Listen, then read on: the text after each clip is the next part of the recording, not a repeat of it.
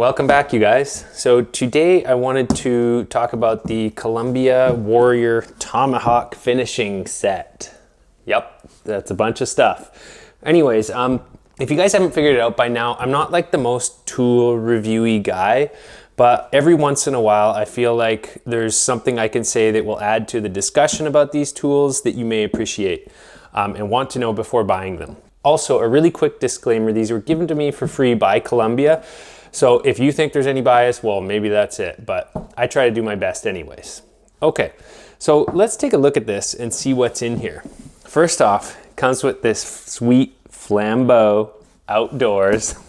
I can only guess this must be an archery case. Totally looks like a gun case when you're walking it into the job site.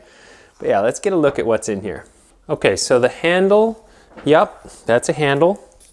It extends, which is great because, you know, generally when you have these, you're working on ceilings. That's, I think, their most useful thing. It's nice and smooth, works pretty well. It's got a grip there and grip there. So let's get into now what these things are and how they attach. Okay, so first off, we got a little, what is it, 7-inch. So a little 7-inch one. And I thought, like, why on earth would anyone really want a 7-inch one? Like, where are you going to use this on? What I discovered is that what most people use this for is wiping out tapes. So say you got somebody going along with a bazooka or you got a 2-person taping system. And anyways, the tape gets on the ceiling and let's really quickly attach this. And I haven't used these in a while, so I'm gonna like do it all wrong probably. But anyways, it's not too complicated. Maybe watch a video first, not this one on how to do it properly, because this isn't how to do it properly. I'm fumbling here already. I haven't used this one, so it's not set up, but I gotta loosen these wing nuts so I can get it on there. But anyways, yeah, it just goes on to, that's not it. That's definitely not it. It's upright like this, I think. Is that right? What if we do it this way? Nope, that's the way it's gonna fall off. So it's definitely upright. You gotta tighten those wing nuts on. And it's good to use pliers to tighten these on because otherwise it risks falling on your head. And this thing could not only hit you pretty hard, but it could also slice you pretty good if it fell on you. Slip joint pliers are best. I don't have those, so I'm just giving it a little crank with my linesman's. There we go. But anyways, yeah, as you can see, so now it can be used on ceilings. So it's got this little lock right here that you can lock into any position, which is real handy. So, you know, if you needed it to be like this, it could, or like that. I had to adjust the little lock thing. There's a little lock nut in there. I just had to try and get something in there and turn it a little bit because it was a little bit loose. So what was happening to me is because it was a little bit loose, I was pushing on the ceiling and this thing was moving down, and that's, you know, not actually a faulty tool or anything. It just needed an extra quarter turn in the factory. So I did that on site and then it was no problem. But anyways, yeah, now I'm all set to go wipe out tapes. So anyways, that's the 7-inch. That's what it's for.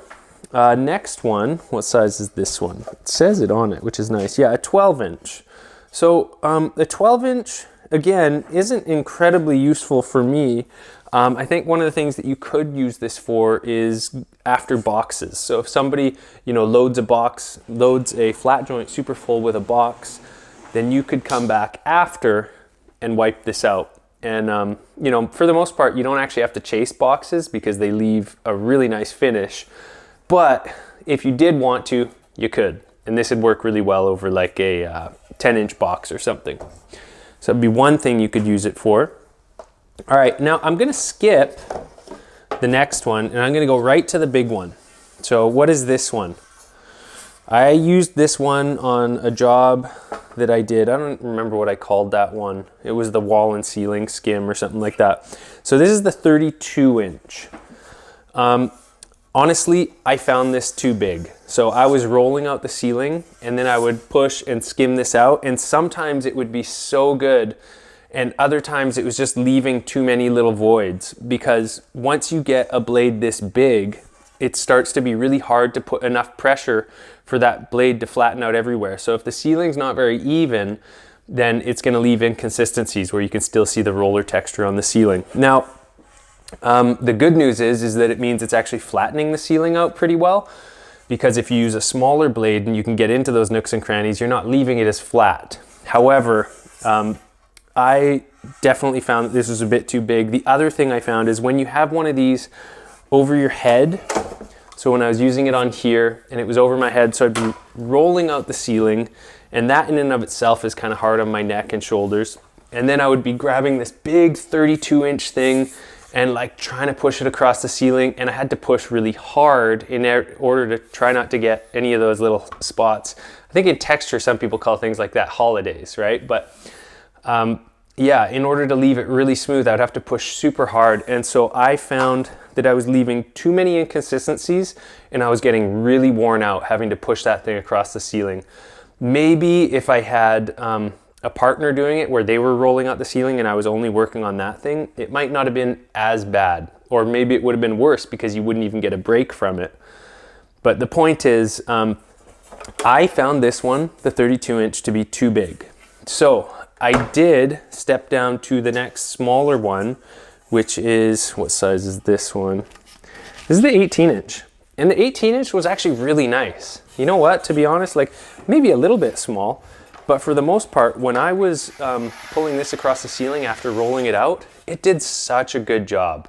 Because it was as small as 18 inches, I was able to maneuver it easier. It wasn't as heavy, so I wasn't getting as tired, and I just had more finesse with this. So even though it covers almost, you know, just a little over half the space of this thing, I was moving faster with this one than I was with the 32. I think probably the perfect one for me for ceilings would be a 24-inch. I think that would be the perfect medium. You know, what was this one, 18? So like, yeah, another 6-inch, that'd be no problem. 24-inch, even like a little bit smaller, but now we're nitpicking, right? So for me, this one was really good. I liked it a lot. Now, I did also try the 32-inch on the walls, and I had a much easier time on walls because it was way easier with such a big tool. You know, I'm using my hands, so now I can actually feel it and I can manipulate it a little bit better. Like, it's way harder to manipulate these tools from one pole in the center of the tool. You have way less control. But on a wall, I was definitely able to do a really nice job because I can push harder on one side or the other. And so I actually really liked the 32-inch on walls. Definitely nice and fast, faster than the 18-inch, and I wasn't leaving much inconsistencies at all. So that's my feeling about the 32-inch. Good for walls, too heavy on ceilings.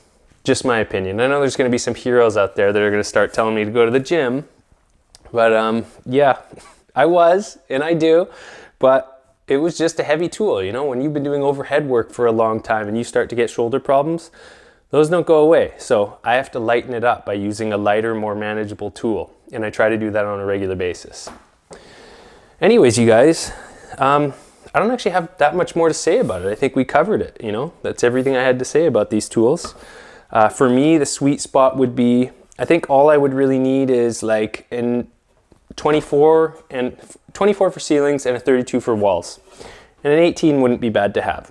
But in terms of the 12-inch, and the 7-inch, like, you know, they haven't even been used. They're collecting dust. They would be if they weren't in such a nice little case. Anyways, yeah, that's all I have to say. I want to say big thanks to Columbia for sending these out to me.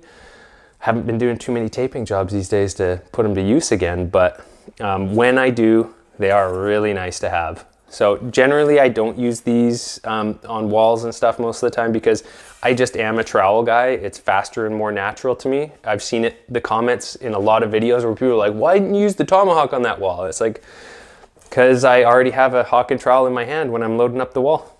Like, it's just, I'm not gonna break this out for a patch. I will break it out for a full skim job, but this thing doesn't get brought to the job and opened up for patches. Anyways. Now I'm actually done. I want to say thanks for watching Vancouver Carpenter. I hope you're doing well, and till the next video.